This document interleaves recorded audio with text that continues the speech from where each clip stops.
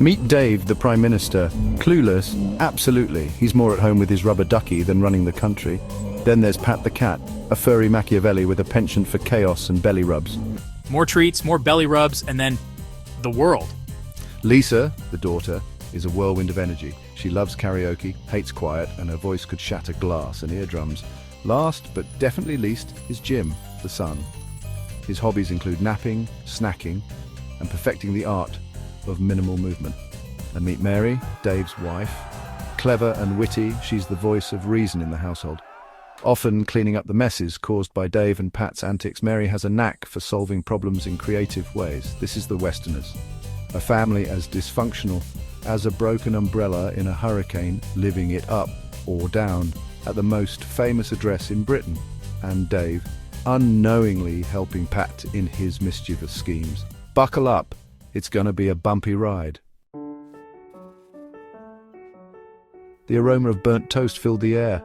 Pat, give me back my toast. Dave shouted, chasing the mischievous feline around the table, who seemed to have his own agenda. Pat, clutching the toast in his mouth, leaped onto the chandelier, swinging precariously, dreaming of more treats and belly rubs. Dave, unknowingly aiding Pat's antics, adjusted the kitchen gadgets, making it easier for the cat to reach his favorite treats. Lisa, headphones on, belted out a piercing high note, completely oblivious to the mayhem. Jim, eyes closed, rhythmically thumped a teaspoon against a teapot, adding his own unique brand of chaos to the morning symphony. It's like living in a zoo. Dave muttered, slumping into his chair. A zoo run by a bunch of tone-deaf monkeys. Right then, today's top priority is more treats for Pat. He trailed off as Pat, perched on the table in front of him, nonchalantly swiped a paw across the stack of briefing papers, sending them fluttering to the floor. Pat, no, not the important plans.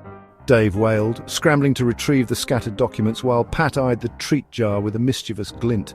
The assembled ministers exchanged exasperated glances. This was the man running their country? The one who unknowingly made decisions that benefited his own cat's quest for belly rubs and mischief?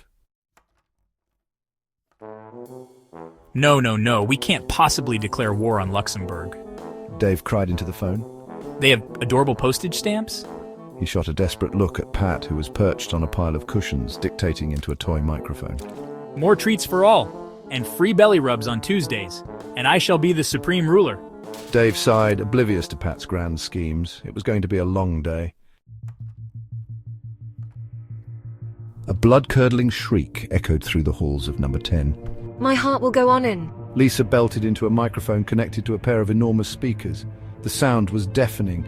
Dave, cowering under his desk, wished desperately for earplugs. In his desperation, Dave started tinkering with the sound system, unknowingly making changes. Pat the cat watched with glee.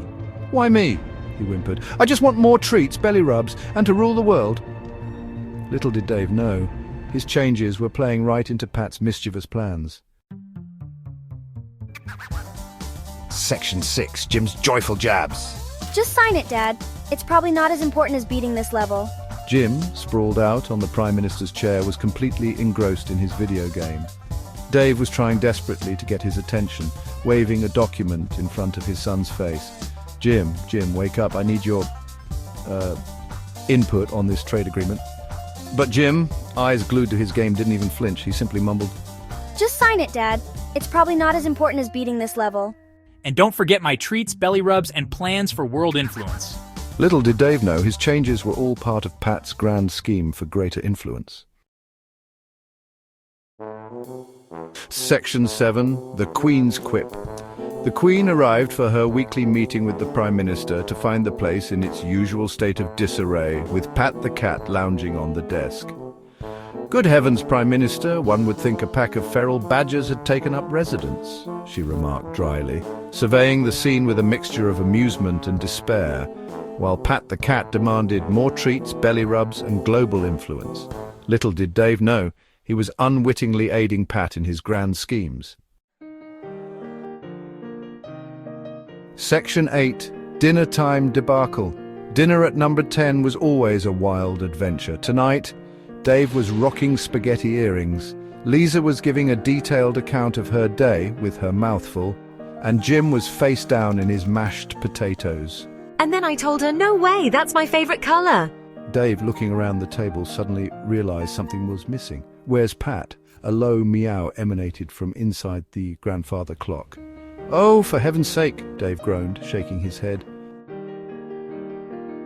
More treats, more belly rubs, and then taking over the house.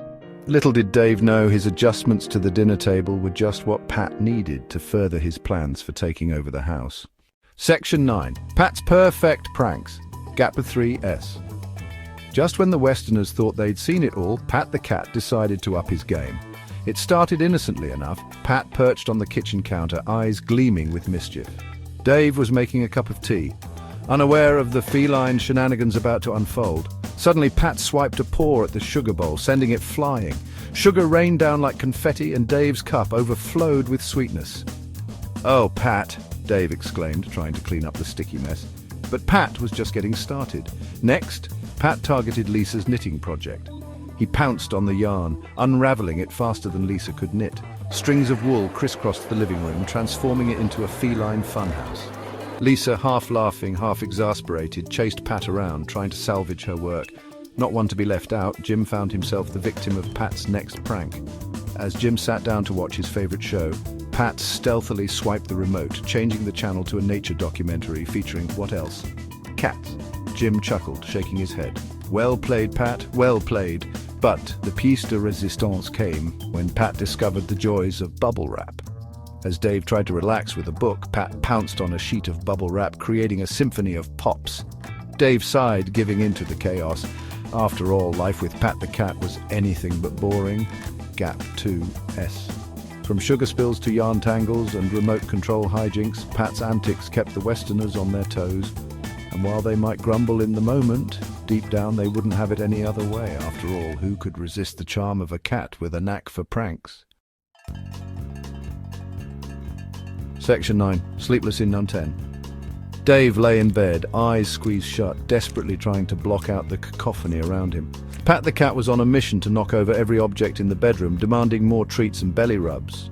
Lisa was belting out a shower time aria, and Jim was snoring with the gusto of a lumberjack sawing logs.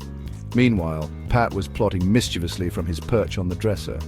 Frustrated, Dave got up and rearranged the room, unknowingly setting up the perfect environment for Pat's antics. Dave sighed and resigned himself to another sleepless night at number 10.